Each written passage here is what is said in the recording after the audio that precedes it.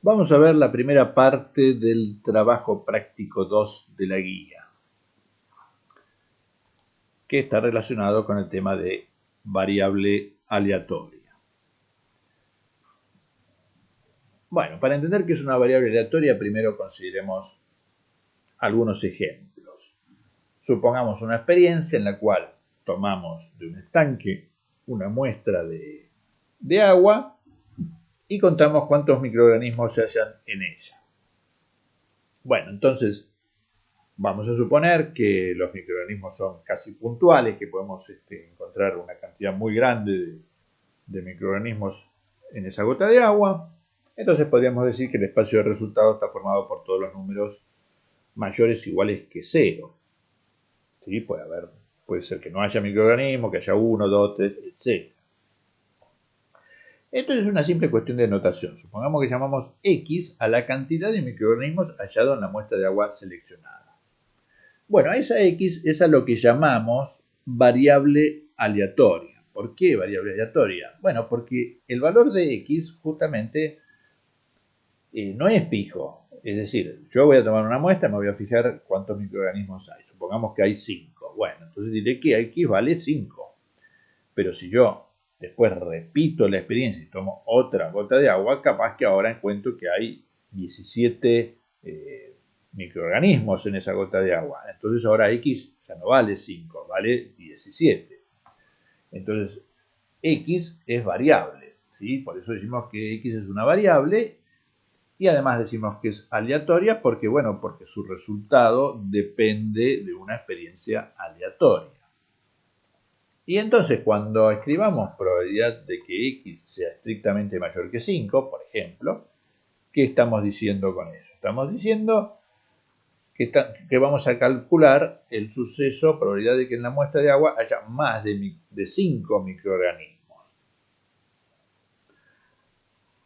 O sea, repito, es una cuestión de notación nomás. Ahora bien, ¿qué valores puede tomar X? Bueno, los mismos valores que el espacio de resultado en este caso, ¿sí? Los valores que puede tomar X son 0, 1, 2, 3, 4, 5. Al conjunto de valores que puede tomar X lo llamamos el recorrido de la variable. ¿Sí? Vamos a decir que el recorrido de la variable, en este caso X, lo vamos a simbolizar con la letra R mayúscula. Entonces, para este ejemplo, por la manera en que definimos la variable, el recorrido de X coincide con el conjunto del espacio de resultados. Veamos otro ejemplo. Supongamos que estamos con un bolillero que tiene bolitas de distintos colores, rojo, azul, verde y negro. Y bueno, entonces tomamos una bolita al azar, nos fijamos de qué color es. Espacio de resultados, ¿cuál va a ser? Y bueno, los 4 colores posibles de esa bolilla. Imaginemos que le asigno a cada color un número, ¿sí? De una manera completamente arbitraria. Supongamos que se me da la gana de decir que cuando sale rojo voy a escribir el -1, cuando sale amarillo voy a decir que sale el 0, para el verde el 1 y para el negro el 2. O sea, cada elemento del espacio de resultado le voy a asignar un número. Y voy a llamar I al número asignado al color de bolilla obtenido. O sea, si yo voy a la urna y obtengo una bolilla de color verde, voy a decir que I vale 1. Y voy a decir que I vale -1 si cuando realizo la experiencia obtengo el color rojo. En este caso, por la manera en que están definidas las variables, es evidente que el recorrido de esta variable I es -1, 0, 1 o 2. Son los únicos valores que puede tomar. Y es también una variable aleatoria, al igual que antes. El valor dependerá de la bolilla que extraiga, ¿no es cierto? Si repito la experiencia, puede I valer otra cosa. Y su valor depende de una experiencia aleatoria. Y cuando yo escriba, por ejemplo, probabilidad de que 0 sea estrictamente menor que I menor o igual que 2, ¿qué quiero decir con esto? Bueno, estoy hablando de la probabilidad de que I dado que I solamente toma estos 4 valores, esto es lo mismo que escribir la probabilidad de que I o toma el valor 1 o toma el valor 2. Bueno, pero ¿eso qué era? Bueno, eso era la probabilidad de que salga verde o negro en el bolillero, ¿no es cierto? O cuando escriba, por ejemplo, si yo escribo probabilidad de que I valga 2,8. Bueno, pero ya dijimos que I solamente puede tomar estos valores, o sea que es imposible que I tome el valor 2,8. Entonces eso debe entenderse como la probabilidad del suceso vacío. Eso no va a ocurrir nunca. Por lo tanto, eso va a dar 0, ¿cierto? Entonces, como ven, es una cuestión de notación, en principio, esto de la variable aleatoria. Veamos un tercer ejemplo. Supongamos considerar una muestra de un compuesto químico y que medimos el porcentaje de alcohol. Bueno, el porcentaje de alcohol en esa muestra, bueno, no sé cuánto valdrá. Si tengo un instrumento de medición, lo mediré. El hecho es que puede ser cualquier valor entre 0 y 100, ¿no es cierto? Estamos hablando de un porcentaje. Entonces, si yo llamé Z al porcentaje de alcohol en la muestra, Z sería también una variable aleatoria. Y cuando escriba probabilidad de que Z sea estrictamente mayor que 10, estoy hablando de la probabilidad de que el porcentaje de alcohol sea mayor que el 10%. Como ven, en estos 3 ejemplos que puse, el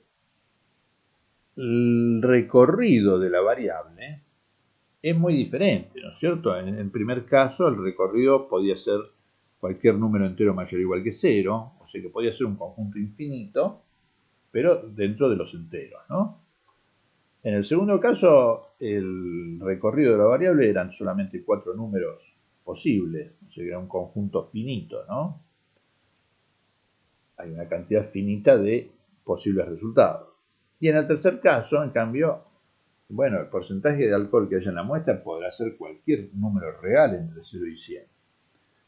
Entonces, el recorrido de la variable va a ser cualquier número real, repito, entre 0 y 100. Bueno, entonces de acá en más vamos a dividir las variables aleatorias en 2 clases de familias, según el recorrido de la variable. Vamos a tener las variables aleatorias discretas y las variables aleatorias continuas. Vamos a referirnos primero a lo que se llaman las variables aleatorias discretas, la de las continuas quedará para más adelante. Las variables aleatorias discretas son entonces aquellas cuyo recorrido es o un conjunto finito o infinito numerable, ¿sí? Es decir, cuando yo puedo, generalmente esto se da en experiencias en las que uno está contando algo. A ver, en el primer caso, por ejemplo, de los ejemplos dados, cuando el recorrido dije que era los enteros mayores o iguales que 0. Fíjense que si bien el conjunto es infinito, está claro que entre dos elementos cualesquiera del recorrido, por ejemplo, el 3 y el 1.000.000, entre dos elementos cualesquiera del recorrido, siempre va a haber una cantidad finita de elementos, ¿sí? En cambio, cuando uno trabaja con lo que se llama variables aleatorias continuas, ¿qué es lo que hace que a una variable la llamemos continua? Bueno, cuando en el recorrido yo me encuentro que entre dos valores cualesquiera puede haber infinitos más. Es decir, por ejemplo, si yo considero el porcentaje de alcohol 10,1% y el porcentaje de alcohol 10,2%, en el medio, entre 10,1 y 10,2, hay otros infinitos resultados posibles. Puede ser 10,15, 10,1538284. Eso es lo que diferencia las variables aleatorias discretas y las continuas. Las discretas, entre dos elementos cualesquiera, puede haber una cantidad finita de elementos. En cambio, en las continuas, que van a aparecer generalmente en experiencias donde uno está midiendo algo, como presión atmosférica, peso de una persona, altura de una persona, etc. En esos casos, el recorrido, el conjunto de valores posibles entre dos valores cualquiera del recorrido va a ser infinito. Entonces, vamos ahora a dedicarnos solamente a las variables aleatorias discretas. Entonces, como digo, el recorrido lo vamos a poder representar de esta manera, el recorrido de una variable aleatoria discreta. Generalmente las variables aleatorias discretas, digamos, el recorrido va a ser cualquier subconjunto de los números enteros. Bueno, vamos a definir para una variable aleatoria discreta, insisto, de acá en más voy a trabajar con discreta nada más. Vamos a definir lo que se llama la probabilidad puntual. La probabilidad puntual es también una cuestión de notación. Es decir, cuando nosotros escribamos probabilidad de P sub X de XY, ¿a qué me estoy refiriendo? A cuál es la probabilidad de que esta X, de que la variable aleatoria X que aparece en el subíndice, sea igual a X sub Y. Este subíndice a veces lo vamos a poner y a veces no. Es decir, es una cuestión de notación. En vez de andar escribiendo pero probabilidad de que X sea igual a XY, vamos a escribir simplemente P de XY. A ver, vamos a ver un ejemplo concreto. Supongamos que considero una variable aleatoria discreta cuyo recorrido está formado nada más que por los números 1, 2, 3 y 4. No importa de qué experiencia se trata. ¿Sí? Imaginemos que estamos ante una experiencia donde la variable aleatoria solamente toma 4 valores. Bien. Entonces me dan una tablita donde ya me informan que la probabilidad de que tome el valor 1 es 1 octavo, que tome el 2 es 1 octavo, 3 4 octavos y 4 2 octavos. O sea, estos serían como los valores de mi probabilidad puntual, ¿sí? O sea, si yo quiero saber cuánto vale mi probabilidad puntual en el 2, bueno, en el 2 vale 1 octavo, ¿sí? Porque la probabilidad de que X tome el valor de 2 es igual a 1 octavo. Si hicimos las cosas bien, dado que estos son todos los valores que puede tomar mi variable aleatoria X, entonces la suma de todos los valores de mi probabilidad puntual tiene que dar 1. Muy bien. Si queremos representar esto gráficamente, en realidad no se suele representar la probabilidad puntual, pero bueno, a veces sí. Si yo quiero representar gráficamente la probabilidad puntual, simplemente hacemos así. Habíamos dicho que en 1 toma el valor 1 octavo, bueno, hacemos una barrita de esta manera, ¿sí? Que parta del 1 y que llegue hasta el 1 octavo. Habíamos dicho que en 2 vale también 1 octavo la probabilidad puntual, bueno, entonces otra barrita de la misma altura. En 3 vale 4 octavos y en 4 vale 2 octavos. Y entonces, ya sea mirando la tabla de recién o mirando el gráfico, vemos que si yo escribo probabilidad de que X sea menor o igual que 2,5, ¿eso qué significa? Bueno, la probabilidad de que mi variable tome el valor 1 o 2, ¿sí? Porque, a ver, 2,5 no lo puede tomar nunca porque en realidad esta variable solamente toma estos 4 valores. Bueno, entonces, para que sea menor o igual que 2,5, las únicas posibilidades es que X tome el valor 1 o 2, ¿sí? Y bueno, eso va a ser igual entonces a la probabilidad puntual en 1 más la probabilidad puntual en 2. Que como las dos valían 1 octavo, entonces quiere decir que esto nos da 2 octavos un cuarto. Si yo escribo, por ejemplo, probabilidad de que 2 sea estrictamente menor que X, menor o igual que 4, bueno, entonces esta probabilidad va a ser igual. A ver, que la única manera de que X sea estrictamente mayor que 2 o menor o igual que 4 es que tome los valores 3 o 4. Entonces, esta va a ser igual a la suma de la probabilidad puntual en 3 más la probabilidad puntual en 4, nos va a dar 3 cuartos, ¿no es cierto? 4 octavos más 2 octavos, 6 octavos, 3 cuartos. Si yo escribo probabilidad de que X sea estrictamente mayor que 1, por ejemplo, bueno, eso significa que tomamos los valores 2, 3 o 4 y nos da 7 octavos. Y acá hago una observación que por ahí no tiene demasiada importancia. Por ahí, a ver, en este ejemplo, por ahí no tiene mucho sentido, pero yo podría haber calculado la probabilidad de que X sea mayor que 1 también de esta manera, ¿no es cierto? Podría haber dicho, bueno, ¿qué es el complemento de X estrictamente mayor que 1? Y bueno, el complemento sería que sea menor o igual que 1. Entonces, la probabilidad de que X sea mayor que 1 es igual a 1 menos la probabilidad de que X sea menor o igual que 1. pero la única manera de que sea menor o igual que 1 es un octavo. Entonces esto me va a dar 1 menos un octavo, 7 octavos, lo mismo que obtuve antes, obviamente. Pero hago esta observación, que nos va a servir más adelante, en las próximas clases, porque, a ver, imagínense que esto en realidad hubiera sido una variable aleatoria que tomaba 500 valores, y yo les pido la probabilidad de que x sea mayor que 1. Entonces, ¿qué van a hacer? ¿Van a sumar los 499 valores? Imposible. Bueno, pero uno muchas veces se puede servir de esto, ¿cierto? Decir, bueno, pero en realidad la probabilidad de que x sea estrictamente mayor que 1 sería 1 menos la probabilidad de que x sea menor o igual que 1. Y la de menor o igual que 1, por más que la variable tenga 500 valores o lo que sea, va a ser igual a solamente la probabilidad puntual en 1. Entonces lo calculo así, directamente. Bueno, ya vamos a volver sobre esta cuestión. Bueno, ahora vamos a definir lo que se llama la función de distribución de una variable aleatoria discreta. Vamos a decir que x es una variable aleatoria discreta cuando yo estoy considerando una función que a cada valor perteneciente a los reales le asigna un número entre el 0 y el 1. ¿De qué manera? Bueno, cuando yo hable de la función de distribución de mi variable aleatoria x evaluada en el valor t, eso va a ser lo mismo que escribir la probabilidad de que x sea menor o igual que t. ¿Sí? Es una cuestión también de notación, si se quiere. F de x en t es como escribir la probabilidad de que la x sea menor o igual que t.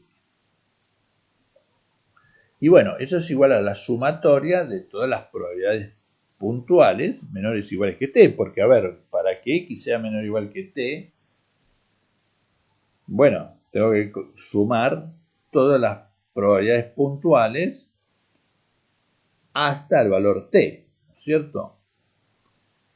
Entonces, a esto lo vamos a llamar función de distribución. Insisto que seguimos por ahora en variable aleatoria discreta, ¿sí? Entonces, por ejemplo, para el caso anterior, vuelvo a la tablita de antes, ¿cuál sería la función de distribución en este ejemplo? O sea, calculémosla en distintos valores. Si yo, por ejemplo, planteo la función de distribución en 1, y bueno, eso por definición es la probabilidad de que mi variable aleatoria x sea menor o igual que 1.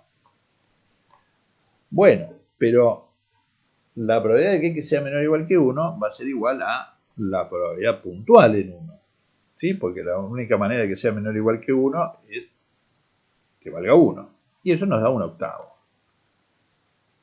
Si yo calculo la función de distribución en el 2, eso sería la probabilidad de que x sea menor o igual que 2. O sea, p en 1 más p en 2 que da 2 octavos.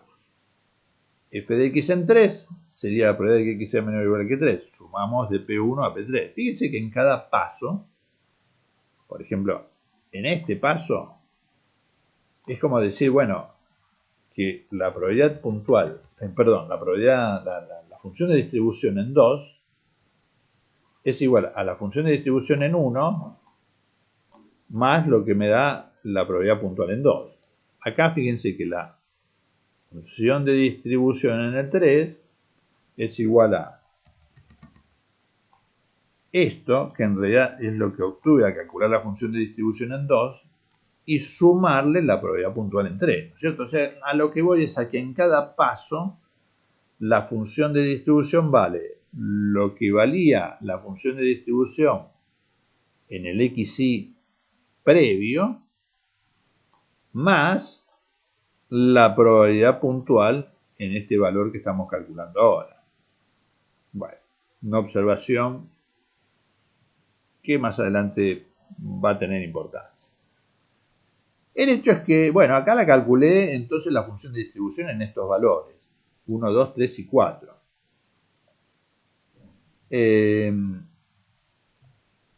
Perdón. Unas propiedades en general para la función de distribución. Si yo escribo probabilidad de que A sea menor o estricto que X menor o igual que B, eso siempre va a ser igual a f en B menos f en A. O sea, por ejemplo, en el ejercicio anterior, en este que estamos considerando, ¿se acuerdan que antes vimos momentito, acá, en este paso previo, habíamos visto que la probabilidad de que x sea estrictamente mayor que 2, menor o igual que 4, la habíamos calculado con la probabilidad puntual y había dado 3/4. Supongamos que yo ya tengo calculada la función de distribución y quiero calcular otra vez la probabilidad de que x sea estrictamente mayor que 2, menor o igual que 4. Bueno, según esta propiedad, eso es igual a f en 4 menos f en 2. Vimos recién que f en 4 vale 1, ¿sí? Y f en 2 vale 2/8. Entonces, efectivamente, ¿no es cierto? Nos vuelve a dar estos 6/8. O sea, es otra manera de calcular esta probabilidad. Pero ojo, ojo, ojo, que esta propiedad para variable aleatoria discreta es válida solamente si acá tenemos un estrictamente menor y acá un menor o igual. ¿Sí? Otra cosa, la probabilidad de que x sea estrictamente mayor que a, para una variable aleatoria discreta cualquiera, siempre va a ser igual a 1 menos la probabilidad de que x sea menor o igual que a. ¿Cierto? Esto es sin complemento. Pero que x sea menor o igual que a es igual a escribir la función de distribución en a. Porque justamente la definición de función de distribución es que esto se debe entender como la probabilidad de que x sea menor o igual que a. Así que bueno, escribir probabilidad de que x sea mayor estricto que a es lo mismo que escribir 1 menos f de a. Otra observación. Bueno, esto ya lo comenté antes. Cuando uno calcula la función de distribución en un elemento del recorrido, siempre va a ser igual a la función de distribución en el anterior elemento del recorrido más la probabilidad puntual en el xy que estamos calculando. Más fácil verlo con un ejemplo, ¿no? Por ejemplo, fíjense que f en 3, como decía, en principio sería calcular la suma de las probabilidades puntuales de 1 a 3. Bueno, pero cuando uno hace P1 más P2, lo que está calculando es la función de distribución 2. Y a eso le estamos sumando la probabilidad puntual en 3. ¿Sí? Entonces, pasa esto. Y acá hay una observación importante para lo que vamos a ver inmediatamente ahora. Supongamos que uno toma un valor que está entre dos elementos consecutivos del recorrido. Entonces, la función de distribución en ese elemento, en ese valor, va a ser igual a la función de distribución en este xy, en el que es menor o igual que a. Ejemplo. Supongamos que para lo que estamos viendo, el ejercicio que estamos considerando, quiero calcular cuánto vale la función de distribución en el 2,55. Bueno, pero f en 2,55, por definición de función de distribución, es lo mismo que calcular la probabilidad de que x sea menor o igual a 2,55. Bueno, pero para que sea menor o igual que 2,55, las únicas posibilidades es que x valga 1 o 2. O sea que lo que tengo que hacer es sumar estas dos probabilidades puntuales, P1 más P2. Bueno, pero P1 más P2 era lo que antes habíamos calculado como que era lo mismo que calcular la función de distribución en el 2, ¿sí? Y la función de distribución en el 2 ya vimos que vale 2/8. Entonces, fíjense que f en 2,55 en realidad es lo mismo que f en 2. ¿Sí? Vale lo mismo. La función de distribución, y si yo lo hubiera calculado la función de distribución en el 3,8, la función de distribución en 3,8 va a ser igual a la función de distribución en 3. ¿Sí? Entonces, en base a todas estas propiedades que mencioné, veamos cómo en definitiva queda definida la función de distribución para este ejemplo que acabamos de ver. A ver, si t es menor que 1, es como que acá estamos calculando, o sea, imaginemos por ejemplo que t valga 0,3. ¿Qué significa calcular la función de distribución en 0,3? Bueno, sería calcular la probabilidad de que x sea menor o igual que 0,3. Bueno, pero mi variable x, como hemos visto, no toma valores menores que 1. O sea que si yo pido la probabilidad de que x sea menor o igual que 0,3, eso es 0 siempre. O sea, para cualquier t menor que 1, esto va a dar 0. Ahora, si yo calculo la función de distribución en el 1, ¿sí? Por ejemplo, en el 1, bueno, eso sería la probabilidad de que x sea menor o igual que 1. Y como la variable aleatoria toma el valor 1, o sea, como vimos que la probabilidad en 1 era de 1/8, bueno, quiere decir que acá la función de distribución me va a dar 1/8. Y como comenté antes, si la calculo en 1,3, la probabilidad de que x sea menor o igual que 1,3 va a ser igual a la probabilidad de que x sea menor o igual que 1.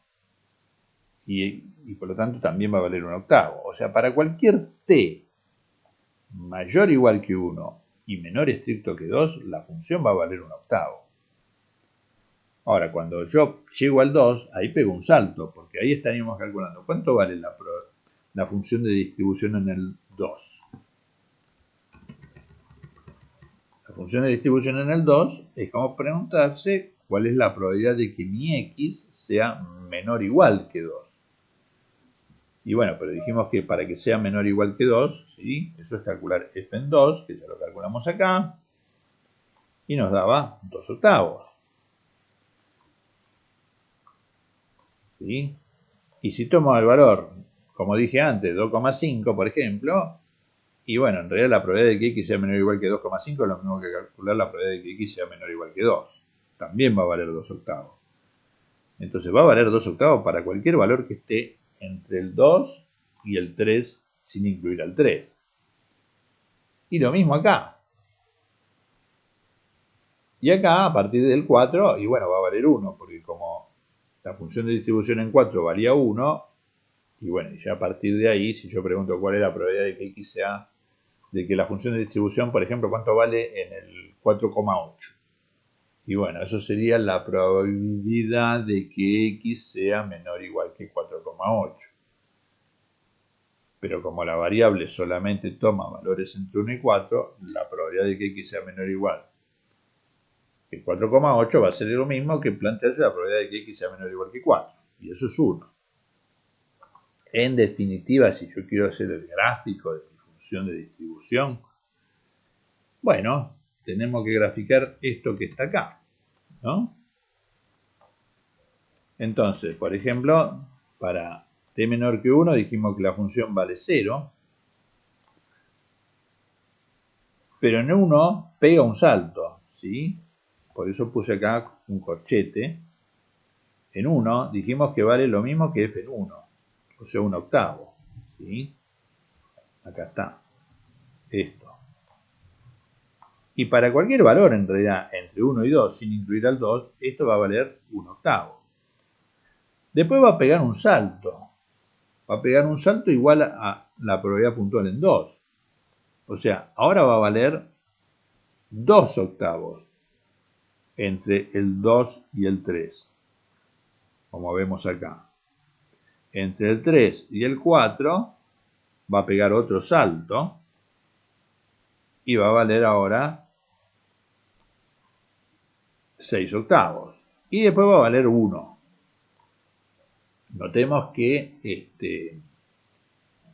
en general, cuando uno hace el gráfico en una función de distribución para una variable aleatoria discreta, esto que digo es solo para las discretas, cuando uno hace el gráfico siempre va a dar cosas así, o sea, una función escalonada, como si fuera una escalera que va subiendo de izquierda a derecha, que para el lado de los, digamos, cuando me voy hacia la izquierda va o a valer 0 o va a tender a 0, y cuando me voy a la derecha o va a tender a 1 o va a ser igual a 1.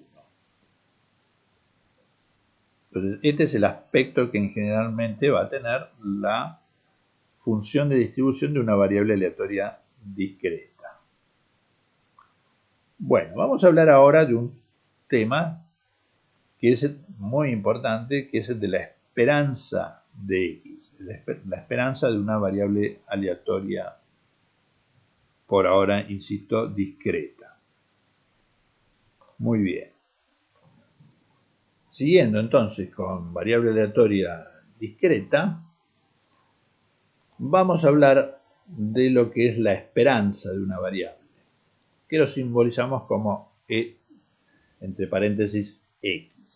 O a veces también a la esperanza la simbolizamos con la letra griega mu. Bueno, en principio la definición es que la esperanza de una variable aleatoria x discreta es igual a sumar para todos los elementos de su recorrido esta cuenta. O sea, vamos a sumar los xy por los p de xy. Y la suma de todos estos valores, ¿sí? los xy pertenecientes al recorrido por la probabilidad puntual en los elementos del recorrido, a eso lo vamos a llamar esperanza de x. Veamos un ejemplo para ver cómo se calcula entonces. Vamos a aplicar esta fórmula y además entender un poquito de qué se trata. Vamos a suponer que tenemos un kiosco donde se venden solo 4 tipos de chocolate. Los precios son de 1, 2, 5 y 10 pesos, o dólares, o como les guste. Bueno, vamos a suponer que las ventas durante un día del chocolate que vale un peso fueron del 60%, ¿sí? O sea, el 60% de los clientes compró un chocolate de un peso. Que el de 2 pesos fue comprado por el 10% de los clientes, el de 5 también, vamos a suponer que 10%, y el de 10 pesos lo compró el 20%. Muy bien. Vamos a llamar X al precio del chocolate que compró un cliente. Entonces, vamos a suponer que estamos ante una variable aleatoria, ¿no es cierto? Para saber cuánto vale X, bueno, vendrá un cliente cualquiera, comprará, vamos a suponer que todos compran una sola golosina, y bueno, si compró la de 5 pesos, diremos que equivale 5.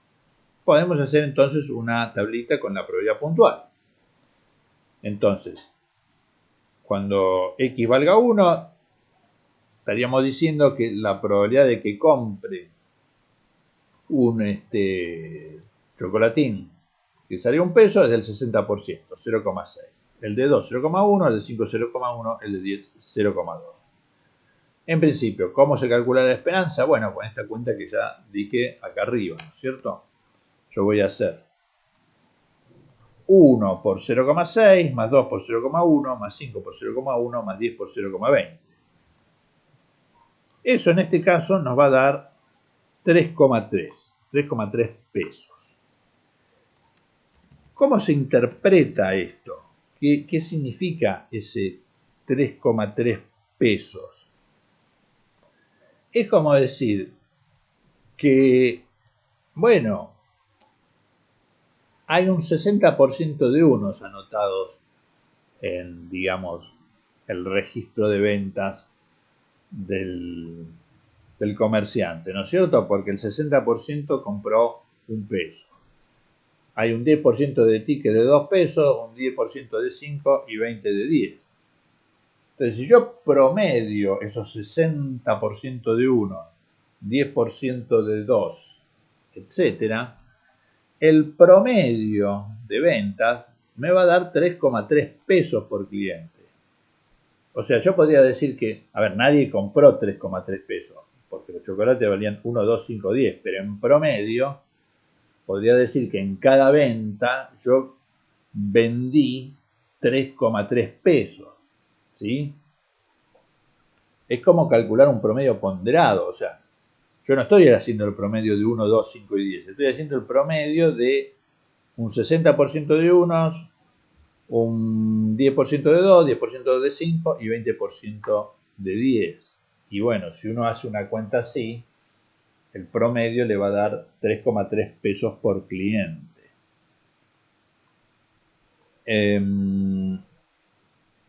Y si, por ejemplo, yo quiero saber cuánto gané o cuánto voy a ganar en la venta de un día, y bueno, supongamos que yo sé que van a venir 50 clientes, y bueno, entonces quiere decir que si van a venir 50 clientes y yo estimo que en promedio cada uno compra 3,3 pesos de golosina, bueno, la recaudación a lo largo del día a través de esos 50 clientes va a ser de 50 por 3,3. La esperanza puede ser negativa también, porque si los valores de X son negativos, la esperanza me podría dar negativa. Veamos, por ejemplo, este caso. Supongamos un juego de apuestas en el cual si ganamos recibimos 10 pesos. Si perdemos tenemos que pagar 11. Supongamos que X es la ganancia obtenida en el juego. Bueno, X es una variable aleatoria y toma solamente dos valores, o menos 10 o 11. Menos 10 si pierdo y 11 si gano. Vamos a suponer que la probabilidad de ganar es la misma que la de perder. O sea que la probabilidad de menos 10, la probabilidad puntual en menos 10 es igual a la de 11, es igual a un medio. O sea que nuestra tablita sería esta, simplemente. La probabilidad puntual en menos 11 vale un medio y en 10 vale un medio. Si yo calculo la esperanza sería ser menos 11 por un medio más 10 por un medio. Y eso me da menos 0,5 pesos. ¿Y cómo lo interpreto eso? Y bueno, lo que nos está diciendo justamente es que en cada jugada, en promedio, vamos a tener una pérdida de 0,5 pesos. ¿Sí? Por ejemplo, si yo juego 100 veces, bueno, se supone que aproximadamente 50 de esas veces voy a tener que pagar 11 pesos y 50 de esas veces voy a tener que pagar 10 pesos. Entonces, ¿cuál va a ser mi ganancia después de esas 50 veces de esas 100 veces que jugué? Bueno, lo único que tengo que hacer es multiplicar la esperanza, que me está diciendo el valor promedio de ganancia, por la cantidad de veces que jugué. 100 por menos 0,5 me da menos 50 pesos. Está bien, porque digamos, a ver, si de las 100 veces más o menos 50 debo haber perdido 11 pesos. O sea que en total perdí menos 550 pesos. Pero en otros 50 gané 10 pesos, por lo tanto gané un total de 500 pesos. Y bueno, 550 de pérdida, 500 de ganancia, quiere decir que perdí 50 pesos. Y como ven, bueno, acá la esperanza dio un número negativo. Bueno, algunas propiedades de la esperanza. Estas propiedades que voy a mencionar ahora, estas propiedades son válidas también para una variable aleatoria continua, ¿sí? Esto que voy a escribir acá, lo que está escrito acá, es válido también para las continuas. Y ya más adelante veremos las continuas y veremos cómo se calcula la esperanza para una variable aleatoria continua. Pero me adelanto en decir que estas propiedades también son válidas para la variable aleatoria continua. La esperanza de una constante es igual a la constante. Tiene sentido, porque digamos, si una variable, sería una variable aleatoria un poco tonta, ¿no? Porque una variable aleatoria que toma en realidad siempre el mismo valor. Pero bueno, entonces en promedio, ¿qué valor va a tomar? Y bueno, ese valor. Entonces la esperanza de una constante es igual a la constante. La esperanza de una constante por una variable aleatoria X, o sea, imaginemos que definimos una variable aleatoria que es igual a una variable aleatoria X por C. Bueno, en realidad eso va a ser igual a calcular la esperanza de la variable aleatoria X y multiplicarlo por C. Y la esperanza de la suma de dos variables aleatorias o sea, calcular el valor esperado de una variable aleatoria que se obtiene como suma de otras dos, es en realidad lo mismo que calcular la esperanza de x y sumarle la esperanza de y. Vamos a hablar ahora de lo que se llama la varianza de una variable aleatoria. Muy bien. La varianza, que se la vamos a simbolizar siempre con la letra griega sigma elevado al cuadrado, es igual a calcular la esperanza de una variable aleatoria que se obtenga tomando la variable aleatoria x en consideración y restarle su propia esperanza. Y a eso elevarlo al cuadrado. Se puede ver que esa fórmula, esta fórmula, es a la larga equivalente a esta otra fórmula. ¿Qué es esta otra fórmula? Esta fórmula dice que la esperanza, digamos que la varianza de x es igual a calcular la esperanza de la variable aleatoria x cuadrado y restarle la esperanza de x pero elevada al cuadrado. Bien.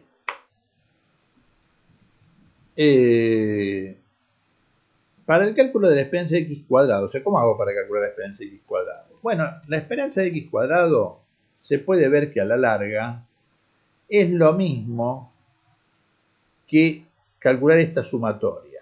O sea, la esperanza de x cuadrado yo la puedo pensar como que es la sumatoria de los xy cuadrado por los p de xy.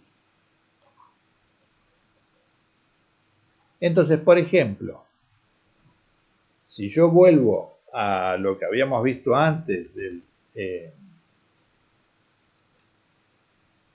vendedor de los chocolates, la variable aleatoria discreta era esta, y la esperanza de x cuadrado, o sea, de esa variable que va a valer 1 al cuadrado, cuando x valga 1, que va a valer 2 al cuadrado, o sea, 4 cuando la x original valga 2, que va a valer 25 cuando la x valga 5, etc.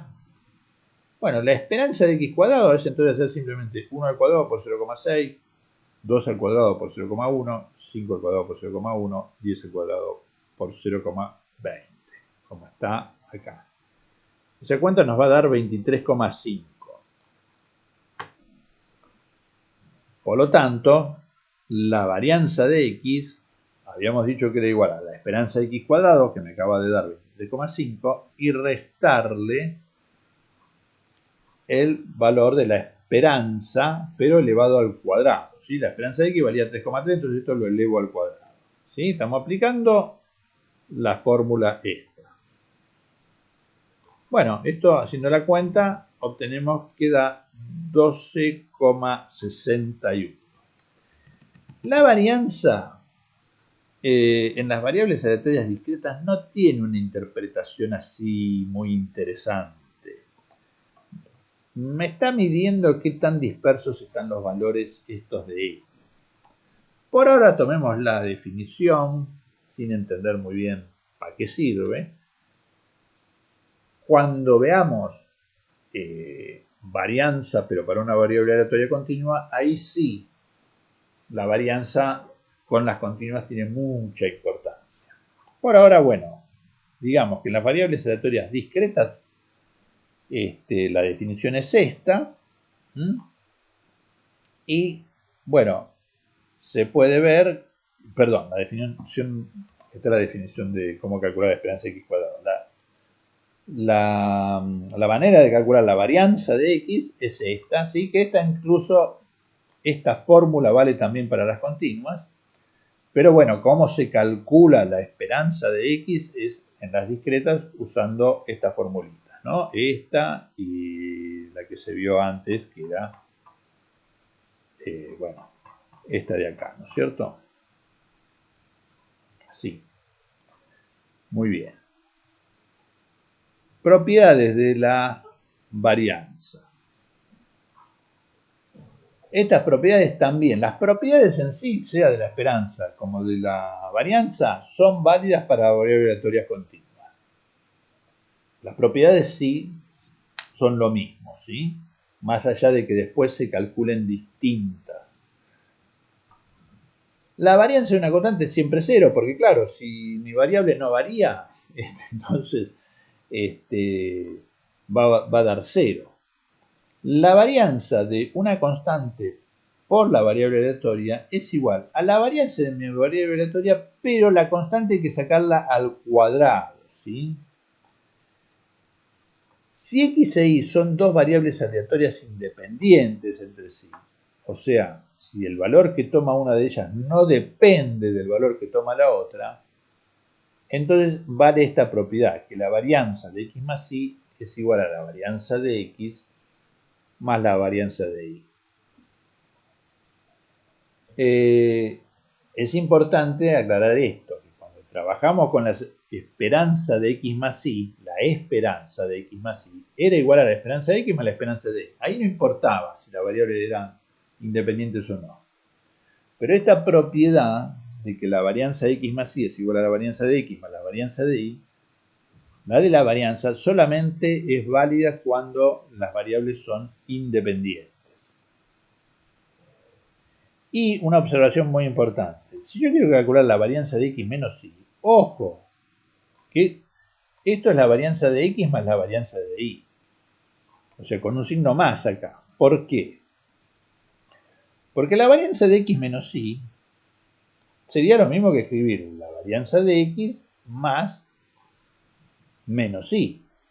¿Cierto? X menos y es lo mismo que x más menos y. Si las dos variables son independientes,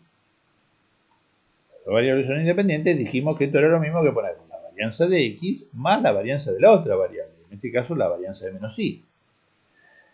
Pero el menos 1 que está acá adentro va a salir al cuadrado después. Entonces, la varianza de x más la varianza de menos y va a ser igual a la varianza de x más la varianza de y. Ojo con eso.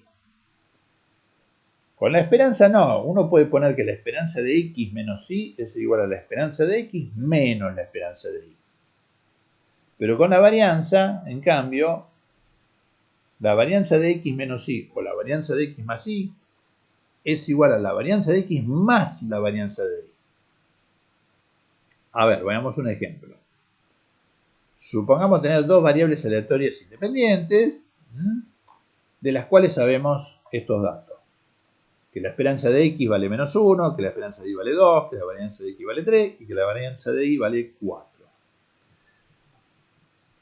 Y me dan una variable z que la defino como 2 por x menos 3 por y más 5. O sea, si yo quiero saber cuánto vale z, calculo, me fijo cuánto me dio x, me fijo cuánto me dio y hago esta cuenta. ¿Sí? La variable z está definida a partir de otras dos variables. Y me piden calcular la esperanza de z y la varianza de z. Bueno, para la esperanza de z apliquemos las propiedades. O sea, la esperanza de z va a ser igual a la esperanza de todo esto por definición. Dijimos que la esperanza podemos dividir en términos. Podemos poner que esto es la esperanza de 2x. Acá me equivoqué, perdón. Acá tiene que... No, está bien, perdón. Esto es igual a la esperanza de 2x más la esperanza de menos 3y más la esperanza de 5. ¿Sí?